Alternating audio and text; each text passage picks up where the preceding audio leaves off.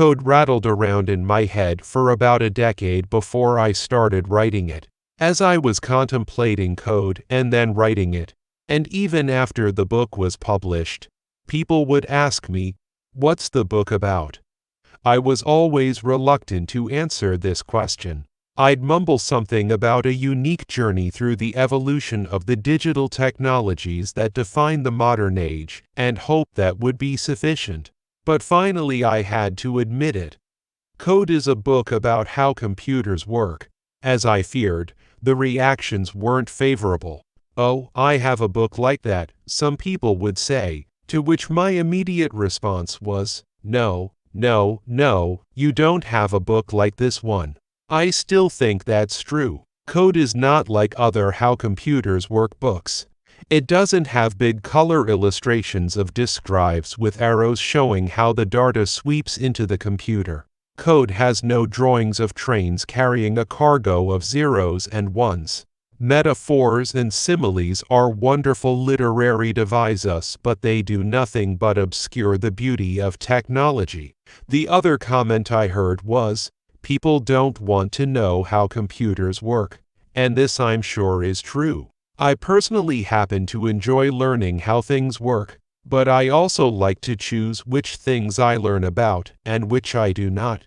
I'd be hard-pressed to explain how my refrigerator works, for example. Yet I often hear people ask questions that reveal a need to know something about the inner workings of personal computers. One such common question is, what's the difference between storage and memory? That's certainly a critical question. The marketing of personal computers is based on such concepts. Even novice users are expected to know how many megas of the one thing and gigas of the other thing will be necessary for their particular applications. Novice users are also expected to master the concept of the computer file and to visualize how files are loaded from storage into memory and saved from memory back to storage. The storage and memory question is usually answered with an analogy. Memory is like the surface of your desk, and storage is like the filing cabinet. That's not a bad answer as far as it goes, but I find it quite unsatisfactory. It makes it sound as if computer architecture were patterned after an office. The truth is that the distinction between memory and storage is an artificial one and exists solely because we don't have a single storage medium that is both fast and vast as well as non-volatile. What we know today as von Neumann architecture, the dominant computer architecture, for over 50 years is a direct result of this technical deficiency. Here's another question that someone once asked me. Why can't you run Macintosh programs under Windows? My mouth opened to begin an answer when I realized that it involved many more technical issues than I'm sure my questioner was prepared to deal with in one sitting. I want code to be a book that makes you understand these things, not in some abstract way, but with a depth that just might even rival that of electrical engineers and programmers. I also hope that you might recognize the computer to be one of the crowning achievements of 20th century technology and appreciate it as a beautiful thing in itself without metaphors and similes getting in the way. Computers are constructed in a hierarchy, from transistors down at the bottom to the information displayed on our computer screens at the top. Moving up each level in the hierarchy, which is how code is structured, is probably not as hard as most people might think. There is certainly a lot going on inside the modern computer, but it is a lot of very common and simple operations. Although computers today are more complex than the computers of 25 years or 50 years ago, they are still fundamentally the same. That's what's so great about studying the history of technology. The further back in time you go, the simpler the technologies become. Thus it's possible to reach a point where it all makes relatively easy sense.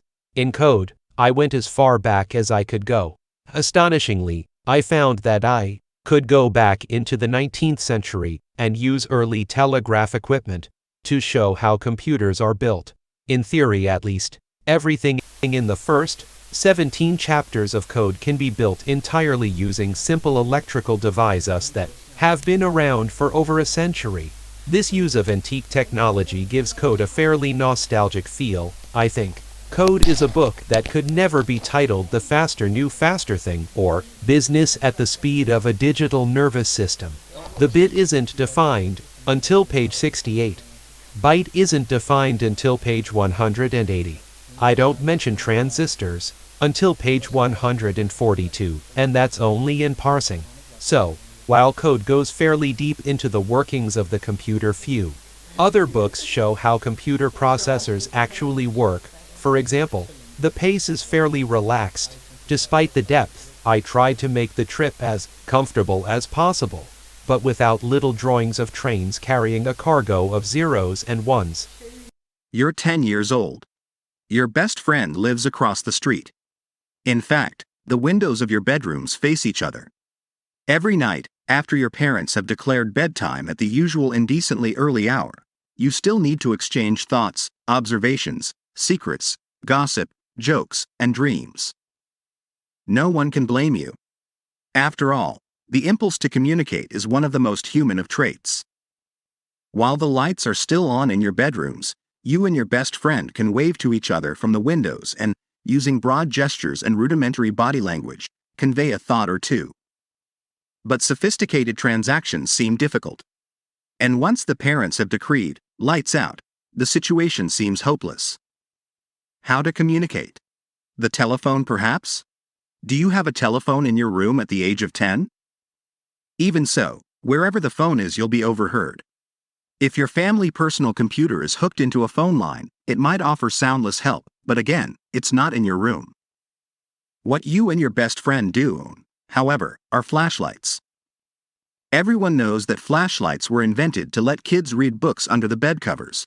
Flashlights also seem perfect for the job of communicating after dark. They're certainly quiet enough, and the light is highly directional and probably won't seep out under the bedroom door to alert your suspicious folks. Can flashlights be made to speak? It's certainly worth a try. You learned how to write letters and words on paper in first grade, so transferring that knowledge to the flashlight seems reasonable. All you have to do is stand at your window and draw the letters with light. For an O, you turn on the flashlight, sweep a circle in the air, and turn off the switch. For an I, you make a vertical stroke. But, as you discover quickly, this method simply doesn't work. As you watch your friend's flashlight making swoops and lines in the air, you find that it's too hard to assemble the multiple strokes together in your head. These swirls and slashes of light are not precise enough. You once saw a movie in which a couple of sailors signaled to each other across the sea with blinking lights. In another movie, a spy wiggled a mirror to reflect the sunlight into a room where another spy lay captive. Maybe that's the solution. So you first devise a simple technique. Each letter of the alphabet corresponds to a series of flashlight blinks. An A is 1 blink, AB is 2 blinks, AC is 3 blinks, and so on to 26 blinks for Z. The word bad is 2 blinks, 1 blink, and 4 blinks with little pauses between the letters, so you won't mistake the 7 blinks for a G. You'll pause a bit longer between words. This seems promising. The good news is that you no longer have to wave the flashlight in the air. All you have to do is point and click. The bad news is that one of the first messages you try to send, "How are you?" turns out to require a grand total of 131 blinks of light. Moreover, you forgot about punctuation, so you don't know how many blinks correspond to a question mark. But you're close. Surely, you think, somebody must have faced this problem before, and you're absolutely right. With daylight and a trip to the library for research, you discover a marvelous invention known as Morse code. It's exactly what you've been looking for, even though you must now relearn how to write all the letters of the alphabet. Here's the difference. In the system you invented, every letter of the alphabet is a certain number of blinks. From 1 blink for A to 26 blinks for Z. In Morse code, you have 2 kinds of blinks, short blinks and long blinks. This makes Morse code more complicated, of course, but in actual use it turns out to be much more efficient. The sentence, "How are you?" now requires only 32 blinks, some short, some long, rather than 131, and that's including a code for the question mark. When discussing how Morse code works, people don't talk about short blinks and long blinks. Instead, they refer to dots and dashes, because that's a convenient way of showing the codes on the printed page. In Morse code, every letter of the alphabet corresponds to a short series of dots and dashes, as you can see in the following table. Although Morse code has absolutely nothing to do with computers, becoming familiar with the nature of codes is an essential preliminary to achieving a deep understanding of the hidden languages and inner structures of computer hardware and software. In this book, the word code usually means a system for transferring information among people and machines. In other words, a code lets you communicate. Sometimes we think of codes as secret. But most codes are not. Indeed, most codes must be well understood because they're the basis of human communication. In the beginning of 100 Years of Solitude, Gabriel Garcia Marquez recalls a time when the world was so recent that many things lacked names, and in order to indicate them it was necessary to point. The names that we assign to things usually seem arbitrary. There seems to be no reason why cats aren't called dogs, and dogs aren't called cats. You could say English vocabulary is a type of code. The sounds we make with our mouths to form words are a code intelligible to anyone who can hear our voices and understands the language that we speak. We call this code the spoken word, or speech. We have other code for words on paper, or on stone, on wood, or in the air, say, via skywriting. This code appears as handwritten characters or printed in newspapers, magazines, and books. We call it the written word, or text. In many languages, a strong correspondence exists between speech and text. In English, for example, letters and groups of letters correspond, more or less, to spoken sounds. For people who can't hear or speak, another code has been devised to help in face-to-face communication. This is sign language, in which the hands and arms form movements and gestures that convey individual letters of words or whole words and concepts. For those who can't see, the written word can be replaced with Braille, which uses a system of raised dots that correspond to letters, groups of letters, and whole words. When spoken words must be transcribed into text very quickly, stenography or shorthand is useful. We use a variety of different codes for communicating among ourselves because some codes are more convenient than others. For example, the code of the spoken word can't be stored on paper, so the code of the written word is used instead. Silently exchanging information across a distance in the dark isn't possible with speech or paper. Hence, Morse code is a convenient alternative. A code is useful if it serves a purpose that no other code can.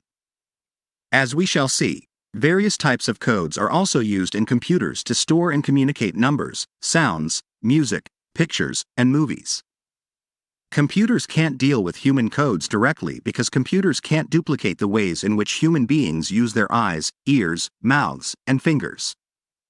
Yet one of the recent trends in computer technology has been to enable our desktop personal computers to capture, store, manipulate, and render all types of information used in human communication, be it visual, text and pictures, oral, spoken words, sounds, and music, or a combination of both, animations and movies. All of these types of information require their own codes, just as speech requires one set of human organs, mouths and ears, while writing and reading require others, hands and eyes. The table shows that each letter is represented by a series of dots and dashes. Yet we can't actually send dots and dashes. Instead, the dots and dashes correspond to blinks. When sending Morse code with a flashlight, you turn the flashlight switch on and off very quickly, a fast blink, for a dot.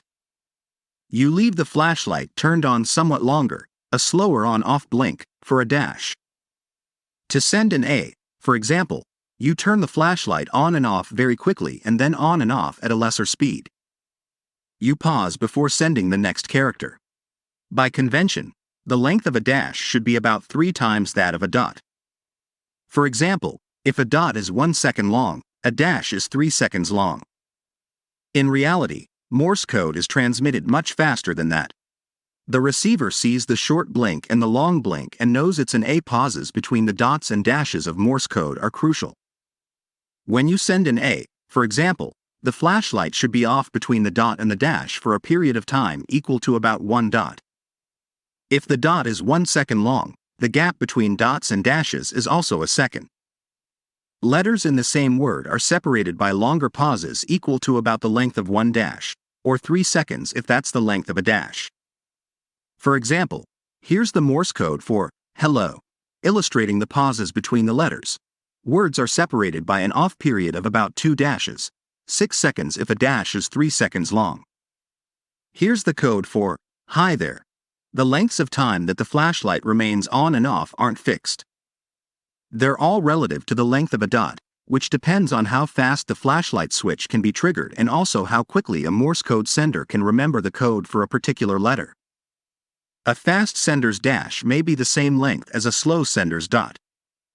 This little problem could make reading a Morse code message tough, but after a letter or two, the receiver can usually figure out what's a dot and what's a dash.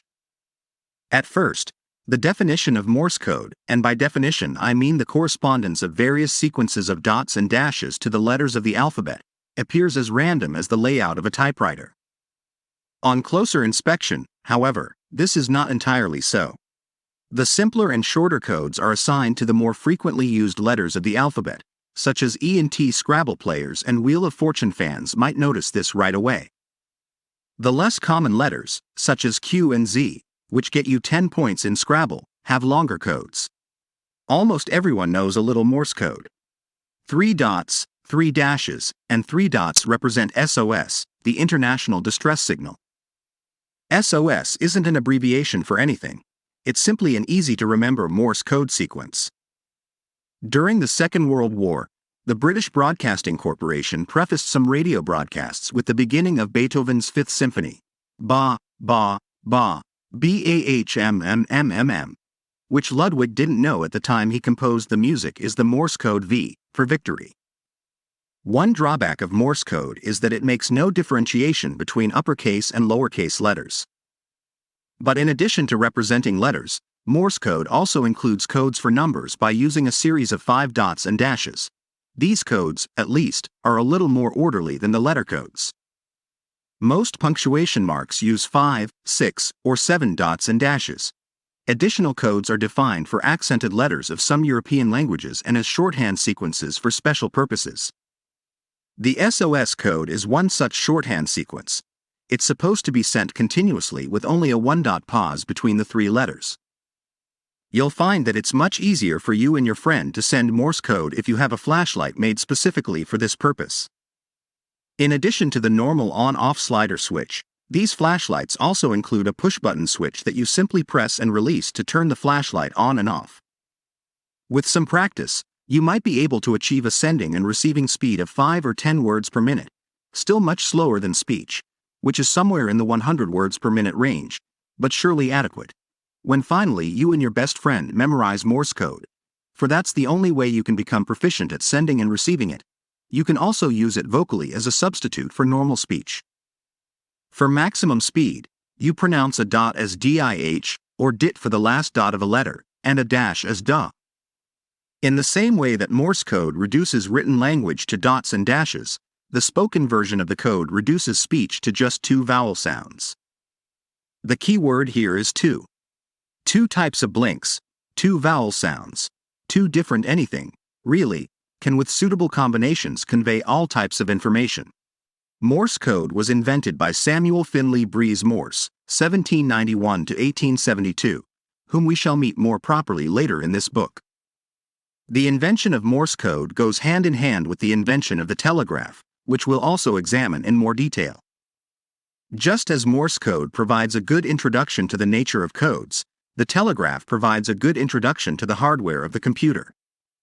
Most people find Morse code easier to send than to receive. Even if you don't have Morse code memorized, you can simply use this table, conveniently arranged in alphabetical order. Receiving Morse code and translating it back into words is considerably harder and more time-consuming than sending because you must work backward to figure out the letter that corresponds to a particular coded sequence of dots and dashes. For example, If you receive a dash dot dash dash, you have to scan through the table letter by letter before you finally discover that the code is the letter Y. The problem is that we have a table that provides this translation. Alphabetical letter right pointing arrow Morse code dots and dashes, but we don't have a table that lets us go backward. Morse code dots and dashes right pointing arrow alphabetical letter in the early stages of learning Morse code. Such a table would certainly be convenient. But it's not at all obvious how we could construct it. There's nothing in those dots and dashes that we can put into alphabetical order. So let's forget about alphabetical order. Perhaps a better approach to organizing the codes might be to group them depending on how many dots and dashes they have. For example, a Morse code sequence that contains either one dot or one dash can represent only two letters, which are E and T. A combination of exactly two dots or dashes gives us four more letters, I, A, N, and M. A pattern of three dots or dashes gives us 8 more letters. And finally, if we want to stop this exercise before dealing with numbers and punctuation marks, sequences of 4 dots and dashes give us 16 more characters. Taken together, these 4 tables contain 2 plus 4 plus 8 plus 16 codes for a total of 30 letters, 4 more than are needed for the 26 letters of the Latin alphabet.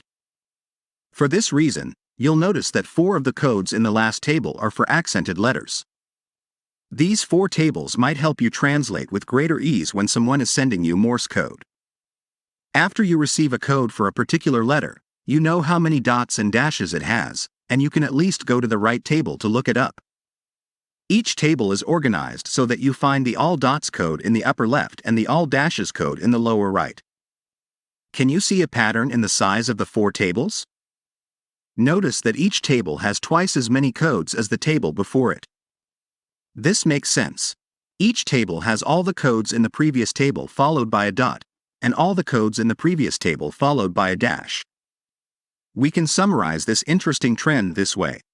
Each of the 4 tables has twice as many codes as the table before it. So if the first table has 2 codes, the second table has 2 times 2 codes, and the third table has 2 times 2 times 2 codes. Here's another way to show that, of course, once we have a number multiplied by itself, we can start using exponents to show powers. For example, 2 times 2 times 2 times 2 can be written as 24, 2 to the 4th power. The numbers 2, 4, 8, and 16 are all powers of 2 because you can calculate them by multiplying 2 by itself. So our summary can also be shown like this. This table has become very simple. The number of codes is simply 2 to the power of the number of dots and dashes. We might summarize the table data in this simple formula. Powers of 2 tend to show up a lot in codes, and we'll see another example in the next chapter. To make the process of decoding Morse code even easier, we might want to draw something like the big tree-like table shown here. This table shows the letters that result from each particular consecutive sequence of dots and dashes. To decode a particular sequence, follow the arrows from left to right. For example, suppose you want to know which letter corresponds to the code dot dash dot. Begin at the left and choose the dot. Then continue moving right along the arrows and choose the dash and then another dot. The letter is R, shown next to the last dot. If you think about it, constructing such a table was probably necessary for defining Morse code in the first place. First, it ensures that you don't make the dumb mistake of using the same code for 2 different letters. Second, you're assured of using all the possible codes without making the sequences of dots and dashes unnecessarily long. At the risk of extending this table beyond the limits of the printed page, we could continue it for codes of 5 dots and dashes and more. Normally, that would be enough for the 10 numbers and the 16 punctuation symbols defined in Morse code, and indeed the numbers are encoded with 5 dots and dashes. But many of the other codes that use a sequence of 5 dots and dashes represent accented letters rather than punctuation marks. That's overkill for Morse code, which leaves many of these longer codes undefined. The word undefined used in this context refers to a code that doesn't stand for anything. If you were receiving Morse code and you got an undefined code, you could be pretty sure that somebody made a mistake. Because we were clever enough to develop this little formula, we could continue figuring out how many codes we get from using longer sequences of dots and dashes. Fortunately, we don't have to actually write out all the possible codes to determine how many there would be. All we have to do is multiply 2 by itself over and over again. Morse code is said to be a binary, literally meaning 2 by 2, code because the components of the code consist of only two things, a dot and a dash. That's similar to a coin, which can land only on the head side or the tail side.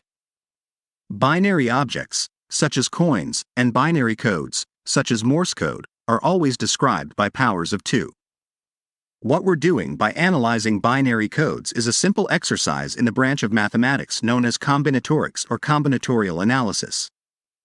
Traditionally, combinatorial analysis is used most often in the fields of probability and statistics because it involves determining the number of ways that things, like coins and dice, can be combined. But it also helps us understand how codes can be put together and taken apart. Samuel Morse wasn't the first person to successfully translate the letters of written language to an interpretable code. Nor was he the first person to be remembered more as the name of his code than as himself. That honor must go to a blind French teenager born some 18 years after Samuel Morse but who made his mark much more precociously. Little is known of his life, but what is known makes a compelling story. Louis Braille was born in 1809 in Coupvray, France, just 25 miles east of Paris. His father was a harness maker. At the age of 3, an age when young boys shouldn't be playing in their father's workshops, he accidentally stuck a pointed tool in his eye. The wound became infected, and the infection spread to his other eye, leaving him totally blind. Normally, he would have been doomed to a life of ignorance and poverty, as most blind people were in those days. But young Louis's intelligence and desire to learn were soon recognized. Through the intervention of the village priest and a schoolteacher, he first attended school in the village with the other children and at the age of 10 was sent to the Royal Institution for Blind Youth in Paris. One major obstacle in the education of the blind is, of course, their inability to read printed books. Valentine Hauy, 1745 to 1822, the founder of the Paris school, had invented a system of raised letters on paper that could be read by touch. But this system was very difficult to use, and only a few books had been produced using this method. The sighted Hauy was stuck in a paradigm. To him, an A was an A was an A, and the letter A must look, or feel, like an A. If given a flashlight to communicate, he might have tried drawing letters in the air as we did before we discovered it didn't work very well. Hauy probably didn't realize that a type of code quite different from the printed alphabet might be more appropriate for sightless people. The origins of an alternative type of code came from an unexpected source. Charles Barbier, a captain of the French army, had by 1819 devised a system of writing he called écriture nocturne, or night writing. This system used a pattern of raised dots and dashes on heavy paper and was intended for use by soldiers in passing notes to each other in the dark when quiet was necessary. The soldiers were able to poke these dots and dashes into the back of the paper using an awl-like stylus. The raised dots could then be read with the fingers. The problem with Barbier's system is that it was quite complex. Rather than using patterns of dots and dashes that corresponded to letters of the alphabet, Barbier devised patterns that corresponded to sounds, often requiring many codes for a single word. The system worked fine for short messages in the field but was distinctly inadequate for longer texts, let alone entire books. Louis Braille became familiar with Barbier's system at the age of 12. He liked the use of raised dots, not only because it proved easy to read with the fingers but also because it was easy to write. A student in the classroom equipped with paper and a stylus could actually take notes and read them back. Louis Braille diligently tried to improve the system and within 3 years, at the age of 15, had come up with his own, the basics of which are still used today. For many years, the system was known only within the school, but it gradually made its way to the rest of the world. In 1835, Louis Braille contracted tuberculosis, which would eventually kill him shortly after his 43rd birthday in 1852. Today, enhanced versions of the Braille system compete with tape-recorded books for providing the blind with access to the written word. But Braille still remains an invaluable system and the only way to read for people who are both blind and deaf. In recent years, Braille has become more familiar in the public arena as elevators and automatic teller machines are made more accessible to the blind. What we're going to do in this chapter is dissect Braille code and see how it works. We don't have to actually learn Braille or memorize anything. We just want some insight into the nature of codes. In Braille, every symbol used in normal written language, specifically letters, numbers, and punctuation marks, is encoded as one or more raised dots within a 2 by 3 cell. The dots of the cell are commonly numbered 1 through 6. In modern-day use, special typewriters or embossers punch the Braille dots into the paper. Because embossing just a couple pages of this book in Braille would be prohibitively expensive, I've used a notation common for showing Braille on the printed page. In this notation, all 6 dots in the cell are shown. Large dots indicate the parts of the cell where the paper is raised. Small dots indicate the parts of the cell that are flat. For example, in the Braille character dots 1, 3, and 5 are raised and dots 2, 4, and 6 are not. What should be interesting to us at this point is that the dots are binary. A particular dot is either flat or raised. That means we can apply what we've learned about Morse code and combinatorial analysis to Braille. If we find fewer than 64 codes used in Braille, we should question why some of the 64 possible codes aren't being used. If we find more than 64 codes used in Braille, we should question either our sanity or fundamental truths of mathematics, such as 2 plus 2 equaling 4. To begin dissecting the code of Braille, let's look at the basic lowercase alphabet. For example, the phrase, you and me, in Braille looks like this. Notice that the cells for each letter within a word are separated by a little bit of space. A larger space, essentially a cell with no raised dots, is used between words. This is the basis of Braille as Louis Braille devised it, or at least as it applies to the letters of the Latin alphabet. Louis Braille also devised codes for letters with accent marks, common in French. Notice that there's no code for W, which isn't used in classical French. Don't worry. The letter will show up eventually. At this point, only 25 of the 64 possible codes have been accounted for. Upon close examination, you'll discover that the 3 rows of Braille illustrated above show a pattern. The first row, letters A through J, uses only the top 4 spots in the cell, dots 1, 2, 4, and 5. The second row duplicates the first row except that dot 3 is also raised. The third row is the same except that dots 3 and 6 are raised. Since the days of Louis Braille, the Braille code has been expanded in various ways. Currently, the system used most often in published material in English is called Grade 2 Braille. Grade 2 Braille uses many contractions in order to save trees and to speed reading. For example, if letter codes appear by themselves, they stand for common words. The following 3 rows, including a completed third row, show these word codes. Thus, the phrase, you and me, can be written in Grade 2 Braille as this. So far, I've described 31 codes, the no raised dots space between words and the 3 rows of 10 codes for letters and words. We're still not close to the 64 codes that are theoretically available. In Grade 2 Braille, as we shall see, nothing is wasted. First, we can use the codes for letters A through J combined with a raised dot 6. These are used mostly for contractions of letters within words and also include W and another word abbreviation. For example, the word about can be written in Grade 2 Braille this way. Second, we can take the codes for letters A through J and lower them to use only dots 2, 3, 5, and 6. These codes are used for some punctuation marks and contractions, depending on context. The first 4 of these codes are the comma, semicolon, colon, and period. Notice that the same code is used for both left and right parentheses, but that 2 different codes are used for open and closed quotation marks. We're up to 51 codes so far. The following 6 codes use various unused combinations of dots 3, 4, 5, and 6 to represent contractions and some additional punctuation. The code for BLE is very important because when it's not part of a word, it means that the codes that follow should be interpreted as numbers. These number codes are the same as those for letters A through J. Thus, this sequence of codes means the number 256. If you've been keeping track, we need 7 more codes to reach the maximum of 64.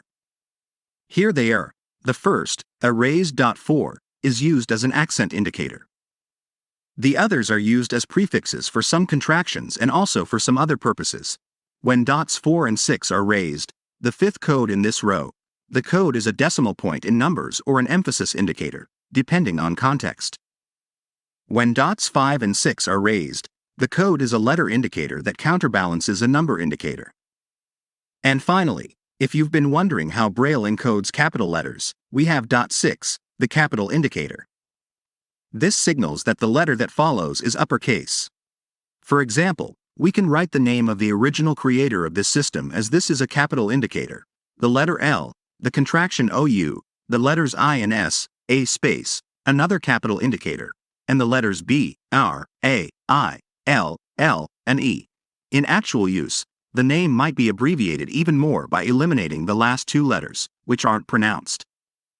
In summary, we've seen how 6 binary elements, the dots, yield 64 possible codes and no more. It just so happens that many of these 64 codes perform double duty depending on their context. Of particular interest is the number indicator and the letter indicator that undoes the number indicator. These codes alter the meaning of the codes that follow them, from letters to numbers and from numbers back to letters. Codes such as these are often called precedence or shift codes. They alter the meaning of all subsequent codes until the shift is undone. The capital indicator means that the following letter, and only the following letter, should be uppercase rather than lowercase. A code such as this is known as an escape code. Escape codes let you escape from the humdrum, routine interpretation of a sequence of codes and move to a new interpretation. As we'll see in later chapters, shift codes and escape codes are common when written languages are represented by binary codes.